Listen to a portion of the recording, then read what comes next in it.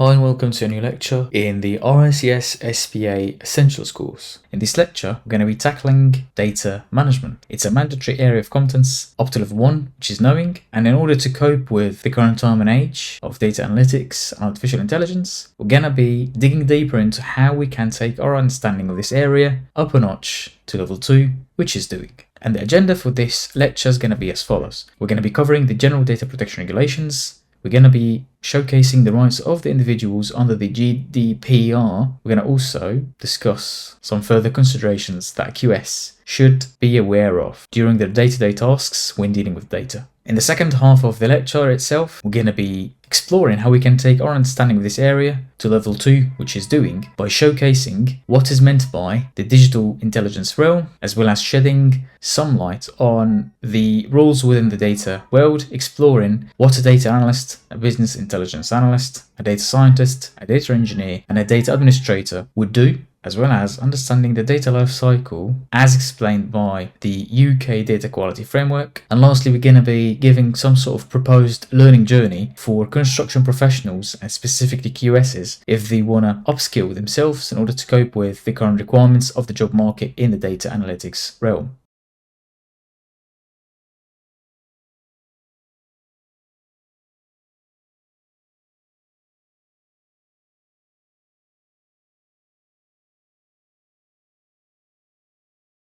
There are 6 main rights to the individuals provided under the GDPR. First one is the data access. Every person should have an easy access to the personal information whenever they require, and as is stipulated by the law in the country of practice. The second right is the right to object. The end user, they have to have the option to object the processing of the personal data. And there is a good example about this. The website for any company nowadays, it gives you the option to enable or disable the third-party cookies and choose with some degree of freedom which companies to enable and which companies to disable the third-party cookies for. The third main right is the data rectification. Normally, the data needs to be updated every now and then. This right gives the individual the option of rectifying and updating any inaccurate information. This could be a change in the marital status, change in the age, or any sort of medical information. The fourth right is restriction of processing. Every individual should have the right to say or to object the processing of the data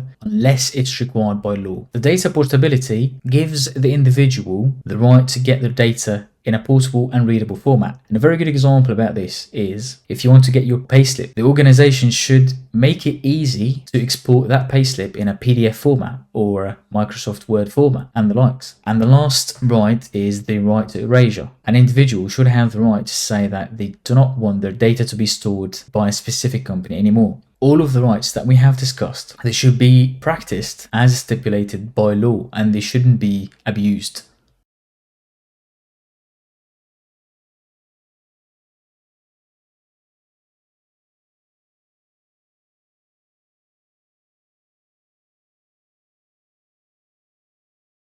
Having understood some ideas about what we can perform if we have the proper understanding of data analytics, it's now time to understand who can perform what and what are the different roles in the data analytics world. So the main roles that we're going to be covering in this lecture are as follows: data analysts, data scientists, data engineers, business intelligence analysts, and database administrator. And for each and every single role, there are some responsibilities as well as some required knowledge. The data analysts and the business intelligence analysts, they do have a fair bit of overlapping in the roles, responsibilities, and the knowledge. They have to have an understanding of databases such as SQL or even databases in Excel. They use Excel and Power BI extensively as well as SQL. They could have a decent understanding of coding in order to do automatic cleansing of big data. Data analysts and business intelligence analysts, they deal with a fair bit of work related to descriptive analytics about what happened in the past and diagnostic analytics, why it did happen. When it comes to predictive analytics or prescriptive analytics, it's now time to speak with the data scientists. Data scientists, they deal with coding languages and they're trying to build models in order to predict what can happen in the future based on the past performance. The data engineers, they are responsible for the extract, transform, and load processes. They deal with messy data and they try to transform it into